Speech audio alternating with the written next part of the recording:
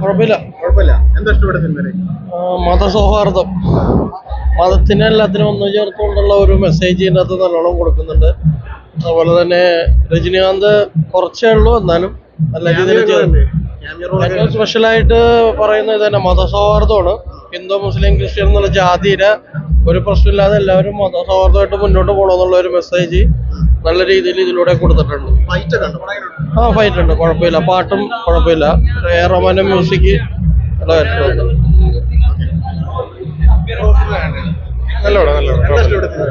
എന്താണ് ഇഷ്ടപ്പെട്ട BGM direction ഒക്കെ കുഴപ്പമില്ല.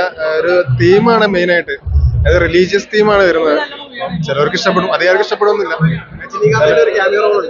ക്യാമിയോ അല്ല, രജനീകാന്ത് പടത്തിന്റെ ഏതാണ്ട് ഒരു പകുതിക്ക് മേലെ രജനീകാന്ത് ഉണ്ട്. പക്ഷെ ഒരു സ്പെഷ്യൽ അപ്പിയറൻസ് ആണ്. അദ്ദേഹത്തിന്റെ റോളൊക്കെ അങ്ങനെ തന്നെയാണ്. കുഴപ്പമില്ല, കണ്ടിരിക്കാം. ഫൈറ്റ് ഒക്കെ നൈസാണ്. അത് കുറച്ച് ലാഗാണ്, ബട്ട് സ്റ്റിൽ ഓക്കെ. രജനി സാറിന്റെ അപ്പിയറൻസ് നല്ലതാണ്, നല്ലൊരു റോളാണ്, മെയിൻ റോളാണ്.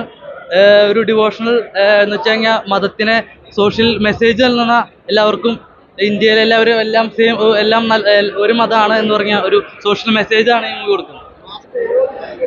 മാസ് ഡയലോഗ് എന്ന് പറഞ്ഞാൽ കൂടുതലും ഒരു ചെറിയൊരു ബാക്ക്ഗ്രൗണ്ട് ഒക്കെ കാണിക്കുന്നുണ്ടെങ്കിൽ കൂടി കൂടുതലും ഇമോഷണൽ ടച്ചാണ് മൂവി. അതായത് കൂടുതൽ വയലൻസ് കൂടുതൽ കാണിക്കുന്നില്ല. അതായത് കൂടുതലും കണ്ടുവരുന്ന തന്നെ രാഷ്ട്രീയപരമായിട്ടും മതപരമായിട്ടുള്ള പ്രശ്നങ്ങളും കൂടി കലർത്തിയിട്ടുള്ള ഒരു മൂവിയാണ്. എനിക്ക് പടം ഒരു വെറൈറ്റി മൂവി ആയിട്ട് തോന്നി. കൂടുതലും എന്തായാലും ഇമോഷണലും അതുപോലെ തന്നെ ഡ്രാമ, അതായത് ഒരു നല്ല ഒരു ഇമോഷണൽ ടച്ചൊക്കെ ചെയ്തിട്ടുള്ളതിനെ പറ്റി എല്ലാവർക്കും കാണാൻ പറ്റിയൊരു മൂവിയാണ്. പിന്നെ സോഷ്യൽ മെസ്സേജ് പറയുന്നുണ്ട്. കൂടുതലും നമ്മുടെ എല്ലാ മതം സെയിമാണ്, എല്ലാ മതക്കാരും ഒരേ ഇതാണെന്ന് പറഞ്ഞ ഒരു മെസ്സേജാണ് ഈ മൂവി പറയുന്നത്. രജനീകാന്തിന്റെ ഒരു മാസും ക്ലാസ്സും തന്നെ ഇതിൽ കാണിക്കാം.